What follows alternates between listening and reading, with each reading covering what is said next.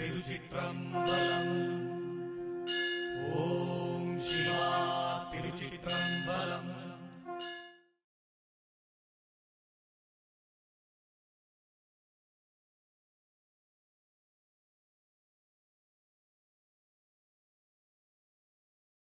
திருச்சிற்றம்பலம். திருச்சிற்றம்பலம். குருவே சரணம். குருவே நம சிவாய நம சிவாய நம சிவாಯ. திருச்சிற்றம்பலம். ಗುರುದೇವ. ಗುರುದೇವರು ಯಾವಾಗಲೂ ಹೇಳೋದು ಸನ್ಮಾರ್ಗನೇ ತೋರಿಸೋದು ಎಲ್ಲರಿಗೂ. ಅದು ಭಕ್ತರಾಗಿರ್ಬೋದು, ಶಿಷ್ಯರಾಗಿರ್ಬೋದು. ಆದರೂ ಅದು ಏನಕ್ಕೆ ಶಿಷ್ಯರಾಗಲಿ ಭಕ್ತರಾಗಲಿ ಅದರಲ್ಲಿ ಹೋಗೋಕ್ಕಾಗಲ್ಲ, ಅಳವಡಿಸ್ಕೊಳ್ಳೋಕ್ಕಾಗಲ್ಲ ಅವರಿಗೆ. ಗುರುವಿನ ದಾರಿನೇ ಯಾಕೆ ಅವರು ಹೋಗೋಕ್ಕಾಗಲ್ಲ? ಪ್ರಶ್ನೆ. ಗುರುದೇವ. திருச்சிற்றம்பலம். குருவே சரணம். நம சிவாய ನಮ ಶಿವಾಯ நம சிவாய ನಮ ಶಿವಾಯ நம சிவாய. ನಮ ಶಿವಾಯ.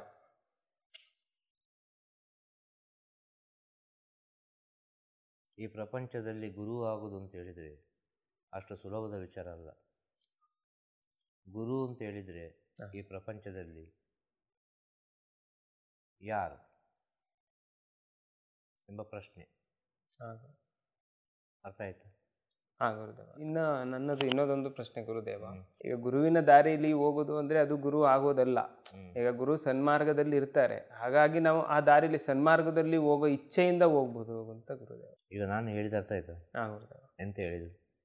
ಗುರು ಪ್ರಪಂಚದಲ್ಲಿ ಗುರು ಯಾರು ಅಂತ ಕೇಳೋದು ಮೊದಲನೇ ಪ್ರಶ್ನೆ. ಗುರುದೇವ.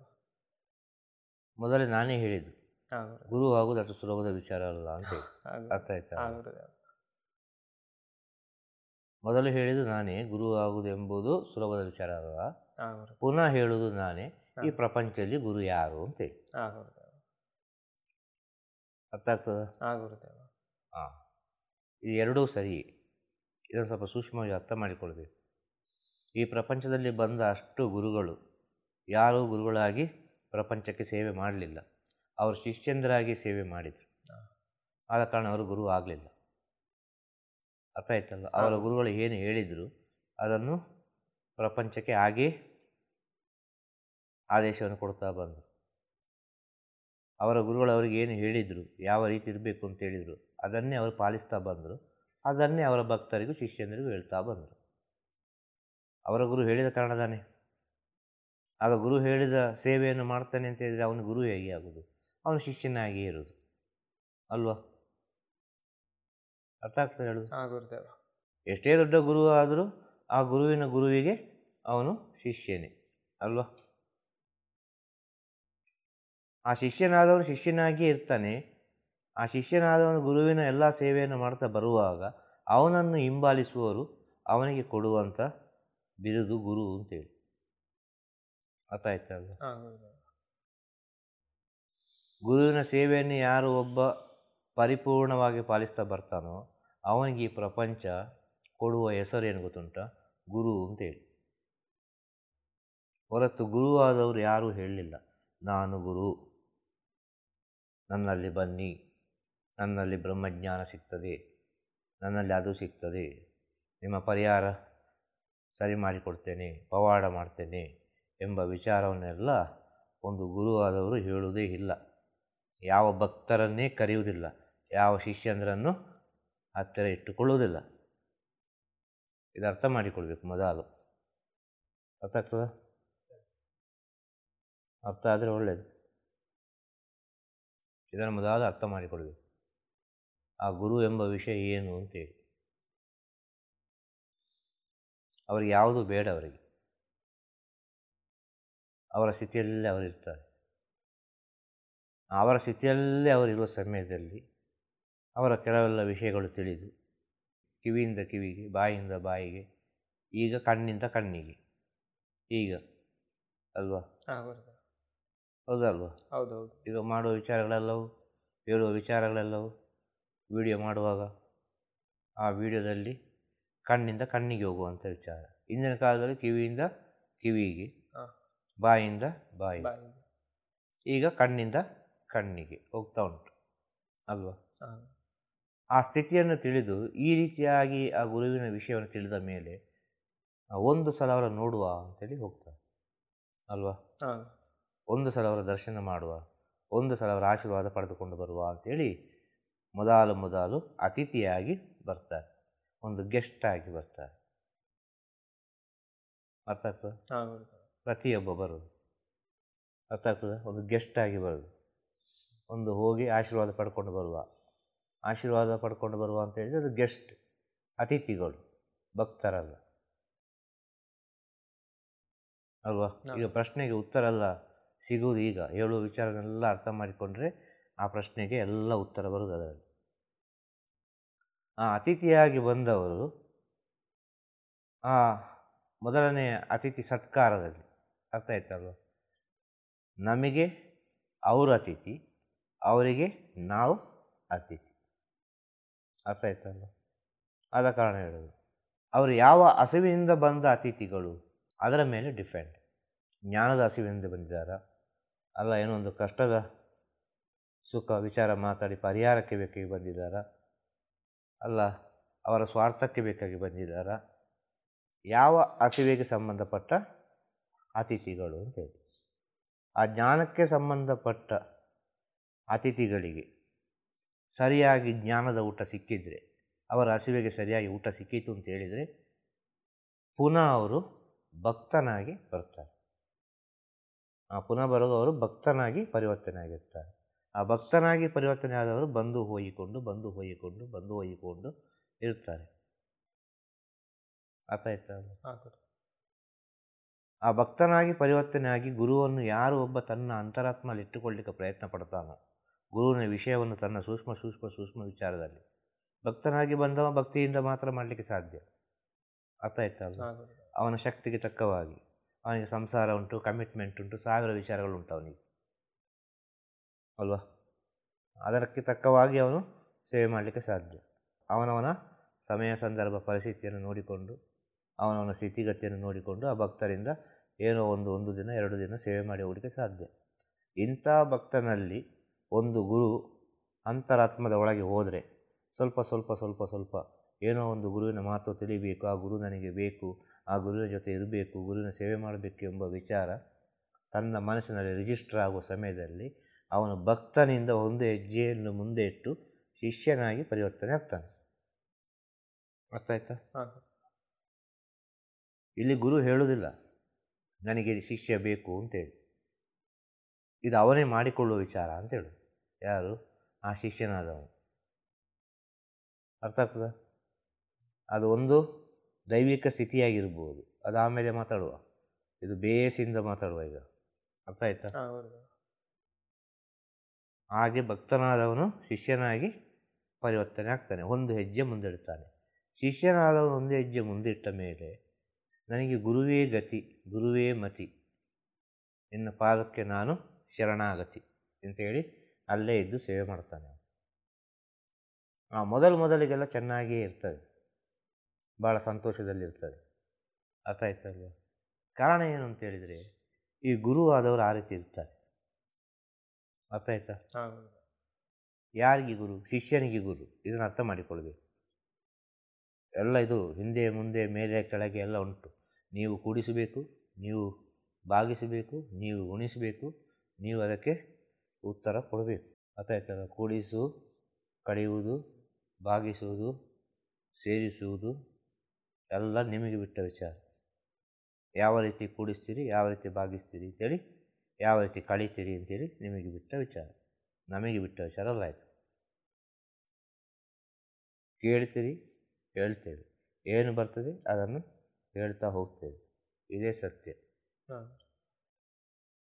ಗೊತ್ತಾಗ್ತದೆ? ಹಾಗೆ ಗುರು ಆದವರು ಏನು ಮಾಡ್ತಾರೆ? ಮೊದಲಿಗೆ ಆ ಶಿಷ್ಯನಾಗಿ ಪರಿವರ್ತನೆಯಾಗಿ ಬಂದವನನ್ನು ಬಹಳ ಪ್ರೀತಿಯಿಂದ ನೋಡಿಕೊಳ್ತಾರೆ, ತನ್ನ ಮಗುವಿನಂತೆ ನೋಡಿಕೊಳ್ತಾರೆ. ಏನು ಬೇಕು ಎಲ್ಲ ಕೊಡ್ತಾರೆ. ಅರ್ಥ ಆಯ್ತಲ್ಲ? ಏನು ಕೇಳಿದೆಲ್ಲ ಕೊಡ್ತಾರೆ. ಅಷ್ಟು ಪ್ರೀತಿಯಿಂದ ನೋಡಿಕೊಳ್ತಾರೆ. ನೋಡಿ ನೋಡಿ ನೋಡಿ ನೋಡಿ ನೋಡಿ ಒಂದು ದಿನ ಈ ಮಗು ಎಷ್ಟರ ಮಟ್ಟಿಗೆ ಪಾಠ ಕಲ್ತಿದೆ ಅಂತೇಳಿ ಪ್ರೀತಿಯನ್ನು ಕೊಡೋದನ್ನು ನಿಲ್ಲಿಸ್ತಾರೆ. ಆ ಪ್ರೀತಿಯನ್ನು ಬೈಗಳು ರೂಪದಲ್ಲಿ ಕೊಡಲಿಕ್ಕೆ ಪ್ರಾರಂಭ ಮಾಡ್ತಾರೆ. ಸಣ್ಣ ಸಣ್ಣ ಬೈಗಳಿಂದ ಪ್ರಾರಂಭ ಆಗ್ತದೆ, ದೊಡ್ಡ ದೊಡ್ಡ ಬೈಗಳಿಂದ ಪ್ರಾರಂಭ ಆಗುವುದಿಲ್ಲ. ಅರ್ಥ ಆಯ್ತಲ್ಲ? ಸಣ್ಣ ಸಣ್ಣ ಬೈಗಳು. ಆ ಸಣ್ಣ ಸಣ್ಣ ಬೈಗಳು ಏನಾಗ್ತದೆ ಅಂತ ಹೇಳಿದರೆ ಸ್ವಲ್ಪ ಸ್ವಲ್ಪ ಸಹಿಸಿಕೊಳ್ಳಲಿಕ್ಕಾಗ್ತದೆ. ಆ ಸ್ವಲ್ಪ ಸಹಿಸಿಕೊಳ್ಳಲಿಕ್ಕಾಗುವ ಇದನ್ನು ಸಹಿಸಿಕೊಳ್ಳೋ ಶಕ್ತಿ ಬಂದಿದೆ ಅಂತೇಳಿ ಇನ್ನೊಂದು ಬೈಗಳನ್ನು ಕೊಡಲಿಕ್ಕೆ ಸ್ಟಾರ್ಟ್ ಮಾಡ್ತಾರೆ. ಅದರಿಂದ ಸ್ವಲ್ಪ ದೊಡ್ಡ ಬೈಗಳು, ದೊಡ್ಡ ಒಂದು ಅವಮಾನ ಏನೋ ಒಂದು ಮಾಡ್ತಾರೆ ಆ ಶಿಷ್ಯನ ಕೆಪಾಸಿಟಿಗೆ ಬಿಟ್ಟು. ಅರ್ಥ ಆಯ್ತಲ್ವ? ಆ ಶಿಷ್ಯನ ಕೆಪಾಸಿಟಿ.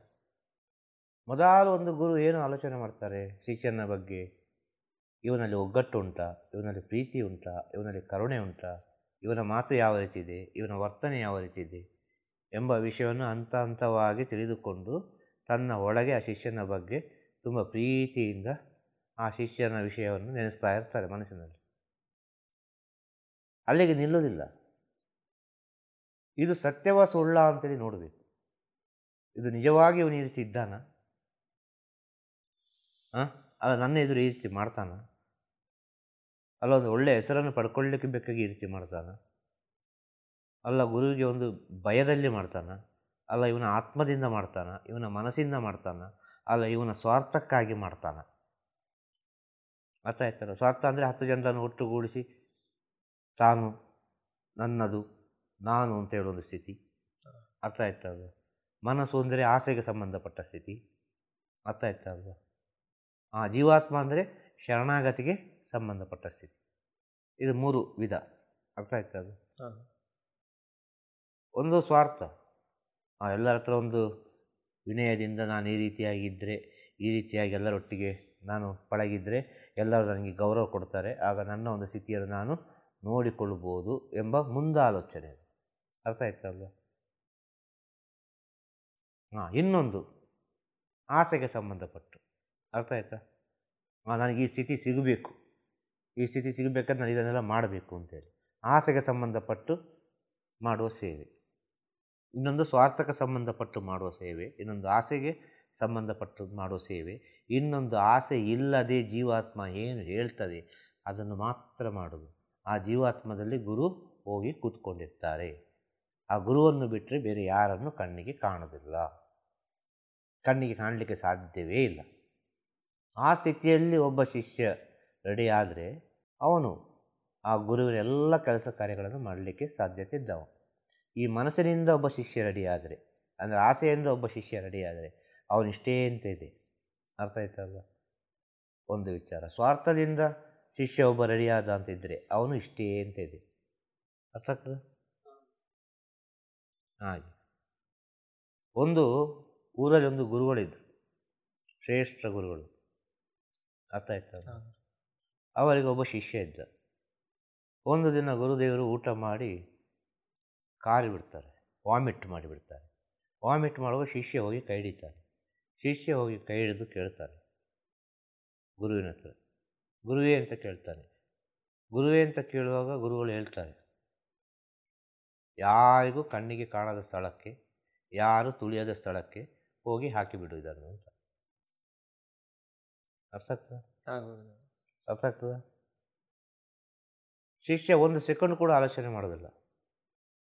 ಗುರುವಿನ ಮಹಾಪ್ರಸಾದ ಅಂತೇಳಿ ಅವರು ಮಾಡಿದ ಆ ವಾಮಿಟನ್ನು ಹಾಗೆ ಸ್ವೀಕಾರ ಮಾಡಿಬಿಡ್ತಾರೆ. ಅಲ್ಲಿ ವಾಮಿಟ್ ಅಂತ ನೆನೆಸಲಿಲ್ಲ, ಅವರಿಗೆ ವಾಂತಿ ಆಯಿತು ಅಂತ ನೆನೆಸಲಿಲ್ಲ, ಅವರು ಕಾರಿದ್ರು ಅಂತ ನೆನೆಸಲಿಲ್ಲ. ಇದು ಗುರುವಿನ ಮಹಾಪ್ರಸಾದ. ಗುರುವಿನ ಜ್ಞಾನೆಲ್ಲವೂ ನಮಗೆ ಬೇಕು, ಗುರುವಿನ ಬಾಯಿಂದ ಬರುವ ಜ್ಞಾನೆಲ್ಲವೂ ನಮಗೆ ಬೇಕು, ಗುರು ಕೊಡುವ ಎಲ್ಲ ವಿಷಯಗಳು ನಮಗೆ ಬೇಕು. ಅರ್ಥ ಆಯ್ತಾ? ಗುರುವಿನ ಎಂಜಿಲು ನಮಗೆ ಬೇಡ ಅಂತ ಆದರೆ ಎಲ್ಲಿಗೆ ಬ್ರಹ್ಮಜ್ಞಾನ ಬರ್ತದೆ? ಮಾತು ಕೂಡ ಒಂದು ಎಂಜಿಲು ತಾನೆ. ಮಾತು ಕೂಡ ಒಂದು ಎಂಜಿಲು ಅಲ್ವಾ? ಹೌದು. ಅದನ್ನು ನೀವು ಸ್ವೀಕಾರ ಮಾಡ್ತೀರಿ ಅಂತಾರೆ, ಆ ಎಂಜಿಲನ್ನು ನೀವು ಸ್ವೀಕಾರ ಮಾಡ್ತೀರಿ ಅಂತ ಅರ್ಥ. ಅದು ಬೇಕು, ಕೈಯಿಂದ ಕೊಡೋ ಒಂದು ವಿಷಯ ಬೇಕು, ಏನೋ ನಮಗೆ ಕಷ್ಟ ಪರಿಹಾರ ಆಗಬೇಕು, ಒಳ್ಳೆಯದಾಗಬೇಕು, ಆಶೀರ್ವಾದ ಬೇಕು, ಅದು ಬೇಕು, ಇದು ಬೇಕು, ಎಲ್ಲವೂ ಎಂಜಿಲಲ್ವಾ? ಎಲ್ಲವೂ ಅವರಲ್ಲಿದ್ದ ವಿಷಯದಾನೆ ಕೊಡುವುದು. ಇದನ್ನು ಸ್ವಲ್ಪ ಸೂಕ್ಷ್ಮವಾಗಿ ಯಾರೊಬ್ಬ ಅರ್ಥ ಮಾಡಿಕೊಳ್ತಾನೆ ಅವನು ಯೋಗ್ಯ ಶಿಷ್ಯನಾಗ್ತಾನೆ ಅಂತೇಳಿ. ಅವನೇನು ಮಾಡಿದ? ಆ ಯೋಗ್ಯ ಶಿಷ್ಯನಾದವನು ಆ ವಾಮಿಟನ್ನು ಹಾಗೆ ಕುಡಿದು ಬಿಟ್ಟು, ಕುಡಿದು ಹೇಳಿದ, ಯಾರು ನೋಡದ ಸ್ಥಳ, ಯಾರು ತುಳಿಯದ ಸ್ಥಳ, ನನಗೆ ತಿಳಿದ ಜ್ಞಾನ ನನ್ನ ಉದರ, ಆದ ಕಾರಣ ಉದರದೊಳಗೆ ಹಾಕಿದೆ ಗುರುವೆ. ಇದರಿಂದ ಮೇಲೆ ನನಗೆ ಯಾವುದು ಗೊತ್ತಿಲ್ಲ, ಇದರಿಂದ ಮೇಲೆ ನನಗೆ ಯಾವುದು ಗೊತ್ತಿಲ್ಲ. ಗೊತ್ತಾಯ್ತಾ? ಶ್ರೇಷ್ಠ ಶಿಷ್ಯನ ಲಕ್ಷಣಗಳು ಅದಷ್ಟು ಸುಲಭವಲ್ಲ, ಅದಷ್ಟು ಅನುಭವದಲ್ಲಿ ಬರುವುದು, ಅಷ್ಟು ಶರಣಾಗತಿಯಲ್ಲಿ ಬರುವುದು. ಗೊತ್ತಾಯ್ತಾ? ಹಾಂ. ಒಂದು ಊರಲ್ಲಿ ಒಬ್ಬ ಶಿಷ್ಯನಿದ್ದ. ಆ ಶಿಷ್ಯ ಗುರುಗೆ ಸೇವೆ ಮಾಡ್ತಾ ಇದ್ದ. ಗುರುಗೆ ಸೇವೆ ಮಾಡಿ ಮಾಡಿ ಮಾಡಿ ಮಾಡಿ ಈ ಗುರುಗಳೇ ಸರಿ ಇಲ್ಲ ಅಂತೇಳಿ, ಈ ಗುರುಗಳೇ ಸರಿ ಇಲ್ಲ, ಇನ್ನು ಇಲ್ಲಿ ನಾನು ಸೇವೆ ಮಾಡಿದರೆ ನನಗೆ ಬ್ರಹ್ಮಜ್ಞಾನ ಸಿಕ್ಕಲಿಕ್ಕಿಲ್ಲ, ಜ್ಞಾನ ಸಿಕ್ಕಲಿಕ್ಕಿಲ್ಲ ಅಂತೇಳಿ ಅಲ್ಲಿಂದ ಇನ್ನೊಂದು ಗುರುವನ್ನು ಹುಡುಕಿಕೊಂಡು ಹೋಗ್ತಾರೆ. ಅರ್ಥ ಆಯ್ತು? ಯಾವುದೋ ಒಂದು ಊರಿಗೆ ಅಲ್ಲೊಬ್ಬರು ಶ್ರೇಷ್ಠ ಗುರುಗಳಿದ್ದಾರೆ ಅಂತೇಳಿ ಆ ಗುರುಗಳನ್ನು ಹುಡುಕಿಕೊಂಡು ಹೋಗ್ತಾರೆ. ಆ ಗುರುಗಳನ್ನು ಹುಡುಕಿಕೊಂಡು ಹೋಗಿ ಗುರುಗಳನ್ನು ದರ್ಶನ ಮಾಡ್ತಾರೆ. ಸಿಗ್ತಾರೆ ಗುರುಗಳು. ದರ್ಶನ ಮಾಡಿ ಯಾಕೆ ಬಂದಿ ಅಂತ ಕೇಳ್ತಾರೆ ಗುರುಗಳು. ನಾನು ನಿಮ್ಮ ಸೇವೆ ಮಾಡಲಿಕ್ಕೆ ಬಂದೆ ಅಂತ ಹೇಳ್ತಾನೆ. ಗುರುವಿನ ಸೇವೆ ಮಾಡಲಿಕ್ಕೆ ಬಂದೆ, ಹಾಗೂ ಬ್ರಹ್ಮಜ್ಞಾನವನ್ನು ಪಡ್ಕೊಳ್ಳಲಿಕ್ಕೆ ಬಂದೆ ಅಂತ ಹೇಳ್ತಾನೆ ಶಿಷ್ಯ. ಇಲ್ಲಿಗೆ ಬರುವ ಮುಂಚೆ ನೀನು ಎಲ್ಲಿದ್ದಿ ಅಂತ ಕೇಳ್ತಾರೆ ಗುರುಗಳು. ಇಲ್ಲಿಗೆ ಬರುವ ಮುಂಚೆ ನೀನು ಎಲ್ಲಿದ್ದಿ, ಯಾವ ಗುರುವಿನ ಸೇವೆ ಮಾಡಿದ್ದಿ, ನಿನ್ನ ಅಂತರಂಗದ ಗುರು ಯಾರು, ಯಾರು ನಿನಗೆ ಇಲ್ಲಿಗೆ ಬರಲಿಕ್ಕೆ ಪ್ರೇರಣೆ ಮಾಡಿದರು ಎಂಬ ಒಂದು ಸ್ಥಿತಿಯನ್ನು, ಎಂಬ ಒಂದು ವಿಚಾರವನ್ನು ಕೇಳ್ತಾರೆ. ಅರ್ಥ ಆಯ್ತಾ? ಅವರ ಸ್ಥಿತಿಯಾಗಿ ಅರ್ಥ ಮಾಡಿಕೊಳ್ಳಿ. ಮಾತು ಸ್ವಲ್ಪ ಹಿಂದೆ ಮುಂದೆ ಆಗ್ತದೆ. ಆ ಸ್ಥಿತಿಗೆ ಬಿಟ್ಟ ವಿಚಾರ ಅಂತ ಹೇಳೋದು, ಅದು ನಿಮ್ಮ ಒಳಗೆ ಹೋಗಬೇಕು ಅಂತ ಹೇಳೋದು.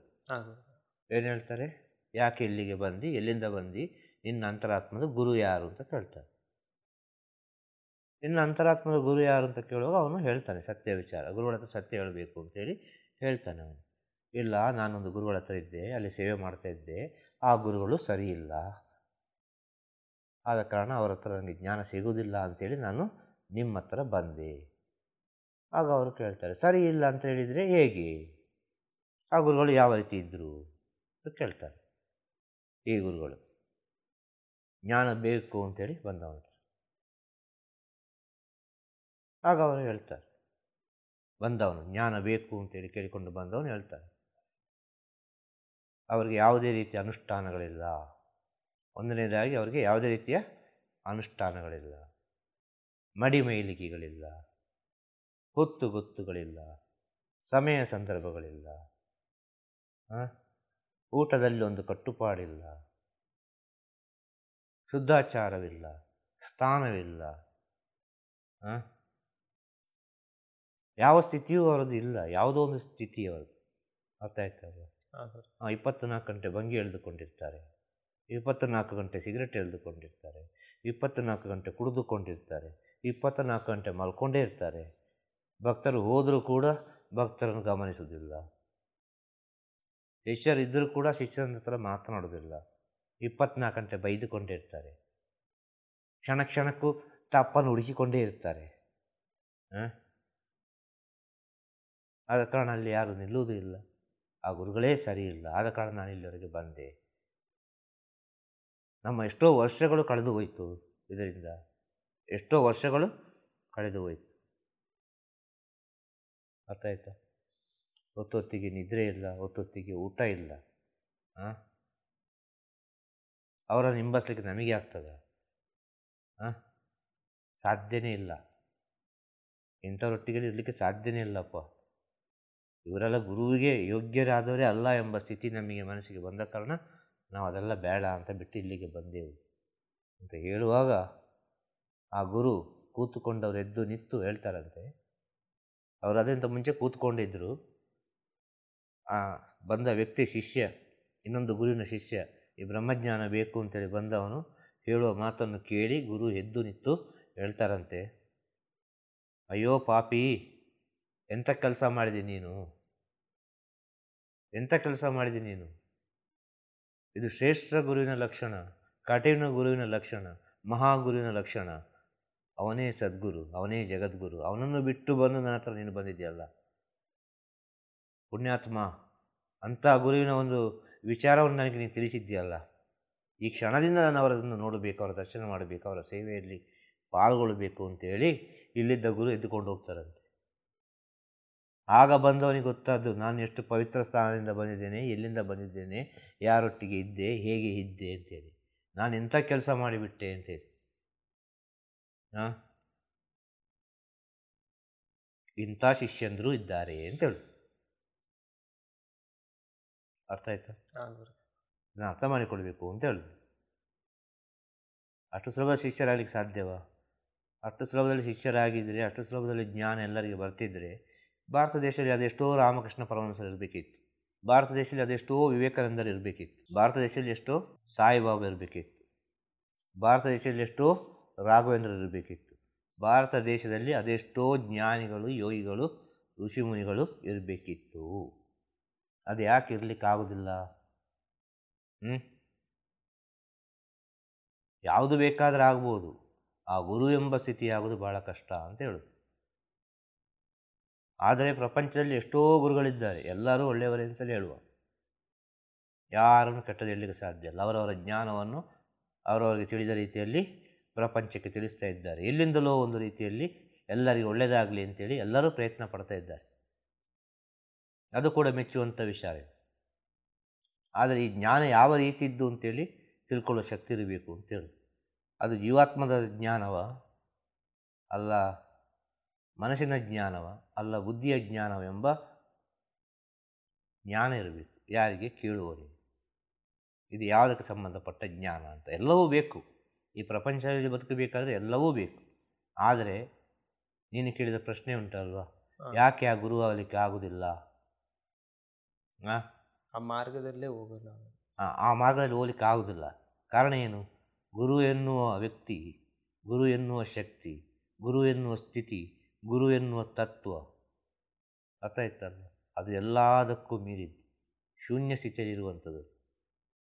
ಆ ಶೂನ್ಯ ಸ್ಥಿತಿಯಲ್ಲಿ ಹೋಗಬೇಕಾದರೆ ನಿನ್ನ ಒಳಗೆ ಎಲ್ಲ ವಿಷಯವನ್ನು ಬಿಡ್ತಾ ಬಿಡ್ತಾ ಬಿಡ್ತಾ ಬರಬೇಕಲ್ವಾ? ಆ ಗುರುವೇ ಕಾಣಬೇಕಲ್ಲ, ಪ್ರತಿಯೊಂದು ವಿಚಾರದಲ್ಲಿ ಗುರುವೇ ಕಾಣಬೇಕಲ್ಲ. ಆ ಗುರು ಶಿಷ್ಯನನ್ನು ಪ್ರೀತಿಯಿಂದ ನೋಡಿಕೊಳ್ಳೋ ಸಮಯದಲ್ಲಿ ಹೇಳ್ತಾರೆ. ಏನು ಹೇಳ್ತಾರೆ ಗೊತ್ತುಂಟ?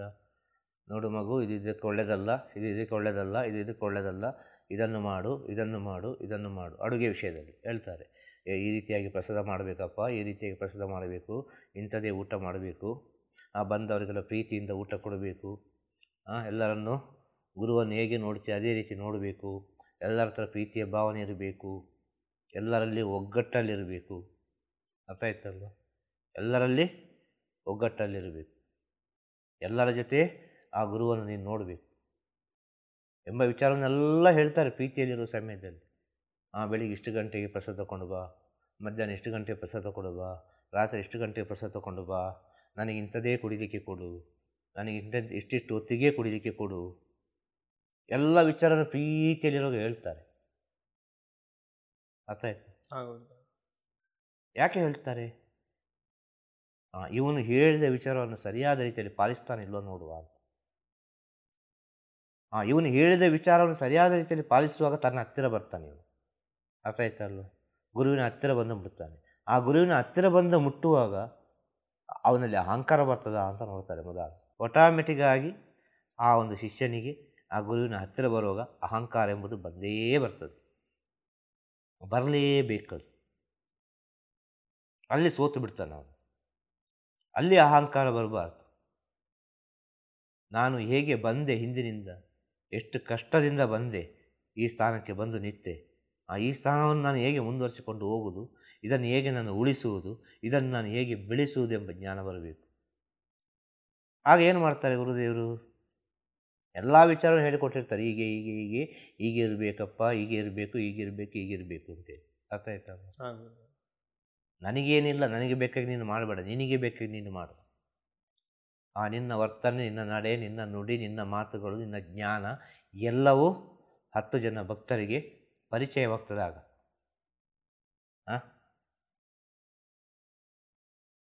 10 ಜನ ಇಲ್ಲಿ ಭಕ್ತರು ಬರ್ತಾರೆ. ಆಗ ನಿನ್ನನ್ನು ನೀನು ಪ್ರಪಂಚಕ್ಕೆ ಪರಿಚಯ ಮಾಡಿಕೊಡಬೇಕಾದ್ರೆ ಒಂದು ಗುರು ಇರಲೇಬೇಕಲ್ಲಿ. ಗುರು ಇಲ್ಲದರಿಂದ ನೀನು ಹೇಗೆ ಪ್ರಪಂಚಕ್ಕೆ ಪರಿಚಯ ಮಾಡಿಕೊಡೋದು? 10 ಜನ ಭಕ್ತರು ಬರುವಾಗ ಆ ಶಿಷ್ಯನಾದವನು ಆ 10 ಜನರ ಭಕ್ತರ ಮನಸ್ಸನ್ನು ಗೆಲ್ತಾನಲ್ವ, ಅದುವೇ ಸಾಧನೆ. ಗುರು ನೋಡುವ ಸಾಧನೆ ಇವನು ಮುಂದೆ ಯಾವ ರೀತಿ ಆಗ್ಬೋದು, ಇವ ಯಾವ ರೀತಿ ಇದನ್ನು ತಗೊಂಡು ಹೋಗ್ಬೋದು ಅಂತೇಳಿ ಅಲ್ವಾ. ಎಲ್ಲ ವಿಚಾರ ಹೇಳಿರ್ತಾರೆ. ಒಗ್ಗಟ್ಟು, ಪ್ರೀತಿ, ಸಹನೆ, ಕರುಣೆ, ಯಾವ ರೀತಿ ಇರಬೇಕು, ಯಾವ ರೀತಿ ಗೌರವ ಕೊಡಬೇಕು, ಎಷ್ಟು ನಾವು ಶರಣಾಗತಿ ಆಗಬೇಕು, ಎಲ್ಲ ವಿಚಾರವನ್ನು ಹೇಳಿರ್ತಾರೆ. ಅದು ಈ ಶಿಷ್ಯನಾದವನು ಒಂದೊಂದೇ ವಿಚಾರವನ್ನು ಮರಿತಾ ಬರ್ತಾನೆ ನೋಡು. ಈ ಅಹಂಕಾರದಲ್ಲಿ ನಾನು ಗುರುವಿನೊಟ್ಟಿಗೆ ಇದ್ದೇನೆ, ನಾನು ಗುರುವಿನೊಟ್ಟಿಗೆ ಇದ್ದೇನೆ ಅಂತೇಳಿ ಬಂದವನಿಗೆ ಗೊತ್ತಿಲ್ಲ. ಬಂದವ ನೋಡೋದೇನು, ಆ ಸ್ಥಿತಿಯನ್ನು ಮಾತನಾಡೋದು. ಅವರೊಟ್ಟಿಗೆ ಒಬ್ಬ ಇದ್ದಾನೆ, ಅವರೊಟ್ಟಿಗಿಂತ ಶಿಷ್ಯನರಿದ್ದಾರೆ, ಅವರಿಗೆ ಗೌರವ ಕೊಡಬೇಕು ಅಂತೇಳಿ. ಆಗ ಗೊತ್ತಿಲ್ಲದೆ ಒಬ್ಬ ಗೌರವ ಕೊಡುವಾಗ ಇವನಿಗೆ ಅಹಂಕಾರ ತನಿತಾನಿಗೆ ಬರ್ತಾರಲ್ಲ. ಒಬ್ಬ ಕಾಲಿಗೆ ಅಡ್ಡ ಬಿದ್ದು ಹೋಗುವಾಗ, ಒಬ್ಬ ಸ್ವಾಮಿ ಬರ್ತೇನೆ ಅಂತೇಳಿ ಹೋಗುವಾಗ, ಒಬ್ಬ ಗುರುಗಳೇ ನಾನು ಬರ್ತೇನೆ ಅಂತೇಳಿ ಹೋಗುವಾಗ ಅಲ್ವಾ. ಆಗ ಆ ಶಿಷ್ಯನಾದನನ್ನು ಎಲ್ಲರೂ ಗುರುಗಳೇ ಗುರುಗಳೇ ಅಂತ ಕರೀತಾರೆ. ಗುರುಗಳೇ ನಿಮ್ಮ ಒಂದು ಆಶೀರ್ವಾದ ಇದ್ದರೆ ದೊಡ್ಡ ಗುರುಗಳ ನೋಡ್ಬೋದೇನು, ಗುರುಗಳೇ ನೀವೊಂದು ಮನಸ್ಸು ಮಾಡಿ, ನೀವೊಂದು ಒಳಗೆ ಈಗ ಕೇಳಿ. ಹಾಗೆ ಹೇಳುವಾಗ ಶಿಷ್ಯನಾದವನಿಗೆ ತನ್ನಿಂತಾನಿಗೆ ಬರ್ತದಲ್ಲ ಅಹಂಕಾರ. ಇನ್ನು ಗುರುವಿನ ಜೊತೆಯೇ ಒಬ್ಬ ಇದ್ದಾನೆ ಅಂತ ಇಟ್ಟುಕೊಳ್ಳುವ. ಅವನು ಏನು ಮಾಡ್ತಾನೆ, ಆ ಗುರುವಿನ ಜೊತೆಯೇ ಇದ್ದವನು 24 ಗಂಟೆ ಜೊತೆಗೆ ಇದ್ದಾನೆ ಅಂತ ಹೇಳಿದರೆ ಹೊರಗಿನಿಂದ ಬರೋರನ್ನು ಇನ್ನೂ ಸ್ವಲ್ಪ ಅಹಂಕಾರದಲ್ಲಿ ನೋಡ್ತಾನ ಅಲ್ವಾ. ಈಗ ನೋಡ್ಲಿಕ್ಕೆ ಆಗೋದಿಲ್ಲ, ಈಗ ಮಾತಾಡ್ಲಿಕ್ಕೆ ಆಗೋದಿಲ್ಲ, ಈಗ ಸರಿ ಇಲ್ಲ. ಇದೆಲ್ಲ ಕೆಡಿಸ್ತದೆ ಅಂತ ಹೇಳೋದು. ನಾನು ಹೇಗೆ ಬಂದೆ ಮುಂಚೆ, ನಾನು ಯಾವ ರೀತಿ ಬಂದು ಈ ಸ್ಥಾನವನ್ನು ಹಿಡಿದುಕೊಂಡೆ, ನಾನು ಈ ಸ್ಥಿತಿಗೆ ಬರಲಿಕ್ಕೆ ಏನು ಕಾರಣ, ನನ್ನಾಗೆ ಎಲ್ಲರೂ ಆಗಬೇಕು, ನನ್ನಾಗೆ ಎಲ್ಲರೂ ಆಗಬೇಕು,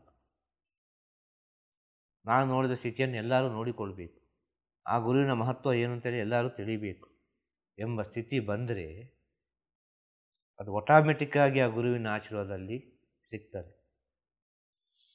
ಇಷ್ಟೆಲ್ಲ ಪ್ರೀತಿಯಿಂದ ಹೇಳಿಕೊಡ್ತಾರೆ.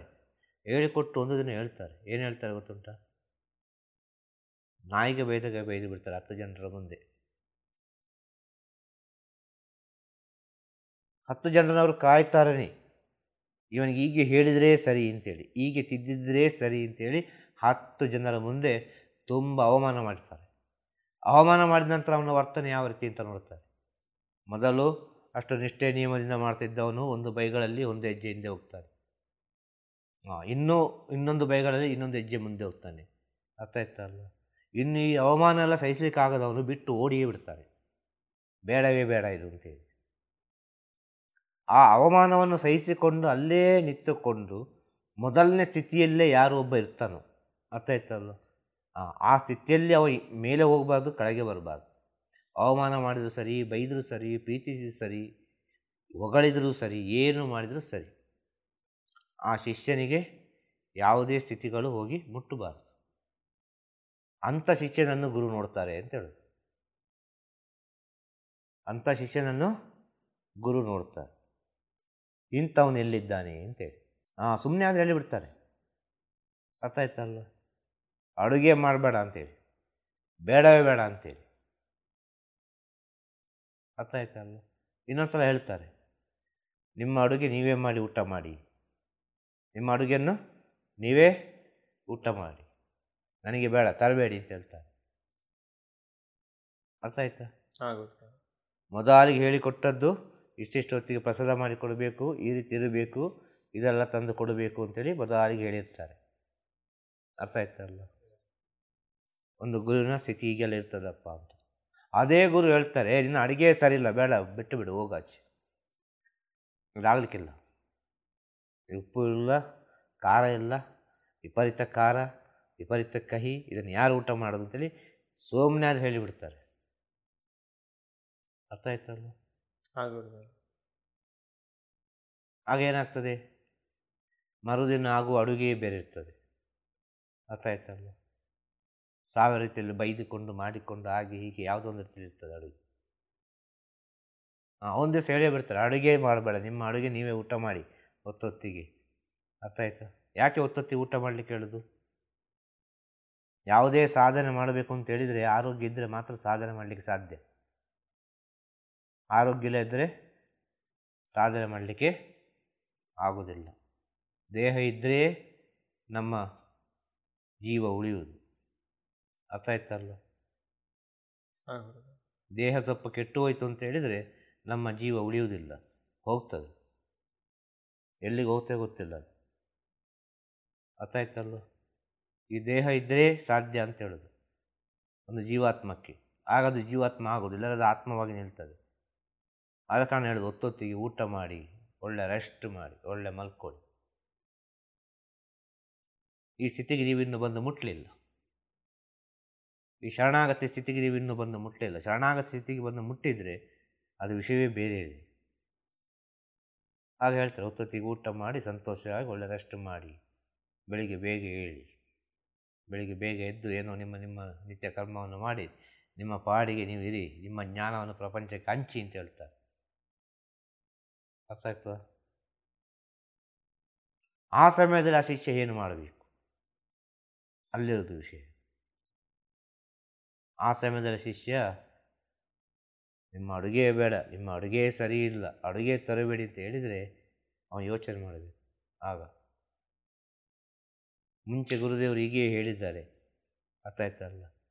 ಗುರುದೇವರು ಊಟ ಮಾಡ್ತಾರ ಇಲ್ವೋ ನನಗೆ ಗೊತ್ತಿಲ್ಲ, ಹೋಗಿ ಅಲ್ಲಿ ಇಟ್ಟು ಬಿಡುವ, ಆ ಪ್ರಸಾದವನ್ನು ಸ್ವೀಕರಿಸಲಿ, ಹೇಳಿಬಿಡುವ, ನಮ್ಮ ಕರ್ತವ್ಯ ನಾವು ಮಾಡುವ ಅಲ್ವಾ? ಆ ಸ್ಥಿತಿ ಬರಬೇಕು. ಆ ಸ್ಥಿತಿ ಬರುವುದಿಲ್ಲಲ್ಲ, ಆಗ ಸ್ಥಿತಿ ಬರೋದೇ ಬೇರೆ. ಅರ್ಥ ಆಯ್ತಲ್ವ? ಏನು ಬರೋದಾಗ? ನನ್ನನ್ನು ಕಂಡ್ರೆ ಏನು ಆಗುವುದಿಲ್ಲ ಅವರಿಗೆ, ನನ್ನನ್ನು ಕಂಡ್ರೆ 24 ಗಂಟೆ ಅವರಿಗೆ ಕೋಪ ಬರ್ತದೆ, ನಾನು ಸರಿಯಿಲ್ಲ ಅಂತೆ, ನಾನು ಹಾಗೆ ಅಂತೆ, ನಾನು ಹೀಗೆ ಅಂತೆ. ನಾನು ಹೇಗೂ ಇರಲಿ, ನಾನು ಯಾವ ರೀತಿ ಬೇಕಾದ್ರೆ ಇರಲಿ, ಗುರುಗಳು ನನಗೆ ಏನು ಬೇಕಾದರೆ ಹೇಳಲಿ. ಹೇಳಿದ್ದು ಯಾರು? ನನ್ನ ಗುರುಗಳು, ನನ್ನ ಗುರುದೇವರು ಹೇಳಿದ್ದು, ಬೇರೆ ಯಾರಲ್ಲ. ಅವರು ಕಳ್ಳ ಅಂತ ಹೇಳಿ, ದ್ರೋಹಿ ಅಂತ ಹೇಳಿ, ಸರಿ ಇಲ್ಲ ಅಂತ ಹೇಳಿ, ದರಿದ್ರ ಅಂತ ಹೇಳಿ, ಎಂಥದ್ದು ಹೇಳಲಿ, ಎಲ್ಲವೂ ಇದು ನನಗೆ ವರಪ್ರಸಾದ ಆಗ್ತದೆ. ಇದೆಲ್ಲವೂ ನನಗೆ ವರಪ್ರಸಾದವಾಗ್ತದೆ. ಗುರುವಿನ ಬೈಗಳಿಗಿಂತ ದೊಡ್ಡ ವರಪ್ರಸಾದ ಇನ್ನೊಂದಿಲ್ಲ ಈ ಪ್ರಪಂಚದಲ್ಲಿ, ಸಾಧ್ಯನೇ ಇಲ್ಲ. ಈ ಸ್ಥಿತಿಯನ್ನು ಒಬ್ಬ ಶಿಷ್ಯ ಯಾವಾಗ ಸ್ವೀಕಾರ ಮಾಡಲಿಕ್ಕೆ ಪ್ರಾರಂಭಿಸ್ತಾನೋ ಆವಾಗ ಅವನ ಒಳಗೆ ಗುರು ಇನ್ನೂ ಸೂಕ್ಷ್ಮವಾಗಿ ಪ್ರವೇಶ ಮಾಡ್ತಾರೆ. ಸಾಧ್ಯ ಉಂಟಾ? ಸಾಧ್ಯ ಇಲ್ಲ. ಗುರು ಯಾವತ್ತೂ ಮಾತಾಡೋದು ವಿರುದ್ಧ. ನೀನು ಸರಿ ಅಂತ ಹೇಳಿದರೆ ಗುರು ಹೇಳೋದು ತಪ್ಪು ಅಂತೇಳಿ. ಯಾಕೆ? ಎಲ್ಲೋ ಒಂದು ಕಡೆ ಒಂದು ಅಹಂಕಾರ ಒಳಗಿರ್ತದೆ, ನಾನು ಎಂಬ ಅಹಂಕಾರ ಇರ್ತದೆ. ಆ ನಾನು ಎಂಬ ಅಹಂಕಾರ ಹೋಗ್ಬೇಕಲ್ಲ. ಅದಷ್ಟು ಸುಲಭದಲ್ಲಿ ಹೋಗುವುದಿಲ್ಲ ನಾನೆಂಬ ಅಹಂಕಾರ. ಗುರು ಸಮಾಧಿ ಆಗುವಲ್ಲಿವರೆಗೆ ಆ ಶಿಷ್ಯನ ಹತ್ರ ನಾನು ಎಂಬುದನ್ನು ಯಾವುದೋ ಒಂದು ರೀತಿಯಲ್ಲಿ ಚುಚ್ಚುತ್ತಾ ಇರ್ತಾನೆ. ಕಾರಣ ಏನು? ನಾನು ಈ ಪ್ರಪಂಚ ಬಿಟ್ಟು ಹೋಗ್ತೇನೆ, ನೀನು ಈ ಪ್ರಪಂಚದಲ್ಲಿ ಇನ್ನೂ ಇರ್ತಿ. ಇನ್ನು ಇರುವಾಗ ನಾನು ಎಷ್ಟು ಮಾಡಿದರೆ ಅದಕ್ಕಿಂತ ಹೆಚ್ಚಾಗಿ ನೀನು ಮಾಡು. ಎಲ್ಲ ವಿಚಾರ ಗೊತ್ತಾಗೋದು ಯಾವಾಗ ಗೊತ್ತಾ? ಈ ಪ್ರಪಂಚ ಬಿಟ್ಟು ಹೋದ ಮೇಲೆ. ಈ ಪ್ರಪಂಚ ಯಾವಾಗ ನಾವು ಬಿಟ್ಟು ಹೋಗ್ತೇವೋ ಆವಾಗ ಎಲ್ಲ ವಿಚಾರ ಗೊತ್ತಾಗ್ತದೆ. ಶಿಷ್ಯರಾಗುವ ಯೋಗ ಎಲ್ಲರಿಗೂ ಇದೆ, ಭಕ್ತನಾಗುವ ಯೋಗ ಎಲ್ಲರಿಗೂ ಇದೆ. ಆದರೆ ಈ ಯೋಗವನ್ನು ಉಳಿಸುವ ಯೋಗ್ಯತೆ ಇರಬೇಕಲ್ಲ. ಎಷ್ಟೋ ಜನ್ಮದ ಪುಣ್ಯದಿಂದ ಯೋಗವಾಗಿ ಬರ್ತದೆ. ಅರ್ಥ ಆಯ್ತಲ್ಲ?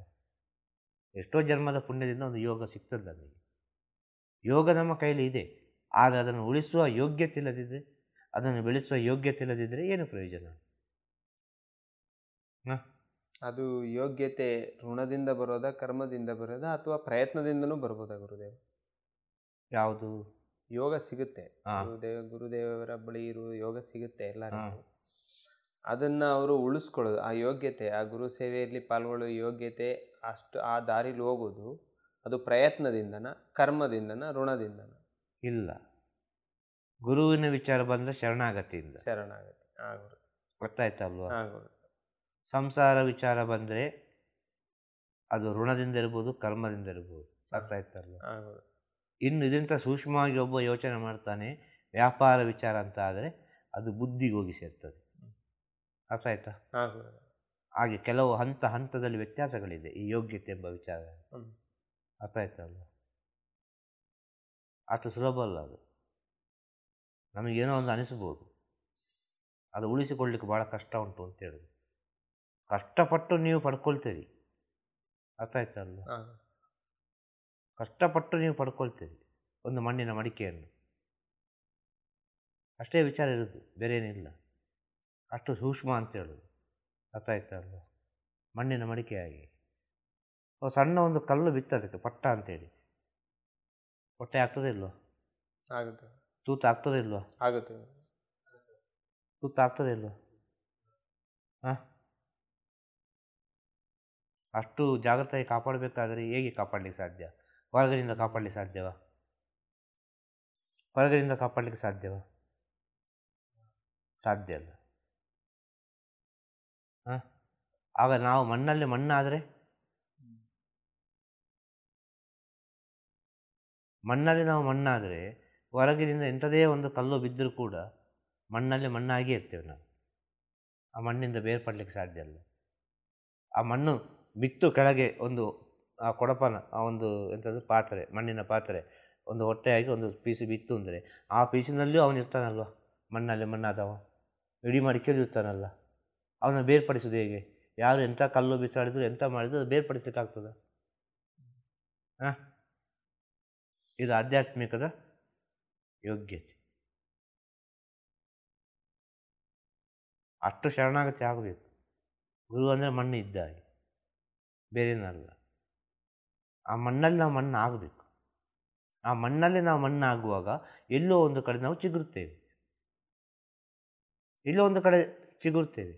ಆ ಚಿಗುರಿ ಒಂದು ಸಸಿ ಆಗ್ತದೆ, ಸಸಿಯಾಗಿ ಮರ ಆಗ್ತದೆ, ಆ ಮರ ಆಗಿ ಹಣ್ಣು ಬಿಡ್ತದೆ. ಹಣ್ಣು ಬಿಟ್ಟರೆ ಆ ಹಣ್ಣನ್ನು ಎಲ್ಲರಿಗೂ ಹಂಚಬಹುದು. ಅವನೇ ಶಿಷ್ಯ. ಈ ರೀತಿಯಾಗಿರಲಿಕ್ಕೆ ಸಾಧ್ಯವ ಶಿಷ್ಯನಿಗೆ? ಆಗ ಗುರು ಹೇಗಿರ್ತಾರೆ ಹಾಗೇ ಇರಲಿಕ್ಕೆ ಸಾಧ್ಯ. ಆಗ ಗುರು ಹೀಗೆ ಇರುವ ಕಾರಣ ಅವರೆಲ್ಲೋ ಒಂದು ಕಡೆ ಹಾಕಿದ ಬೀಜ ಎಲ್ಲೋ ಒಂದು ಕಡೆ ಚಿಗುರಿ, ಎಲ್ಲೋ ಒಂದು ಕಡೆ ಸಸಿಯಾಗಿ, ಎಲ್ಲೋ ಒಂದು ಕಡೆ ಮರ ಆಗಿ, ಆ ಮರದಲ್ಲಿರುವ ಹಣ್ಣು ಪ್ರಪಂಚದಾದ್ಯಂತ ಚಲಿಸ್ತದೆ. ಗುರು ಚಲಿಸ್ತಾರ? ಗುರು ಚಲಿಸ್ತಾರ? ಗುರು ಚಲಿಸುವುದಿಲ್ಲ. ಅಲ್ಲಿ ಉಂಟಾದ ಜ್ಞಾನ ಚಲಿಸ್ತದೆ ಅಲ್ವಾ?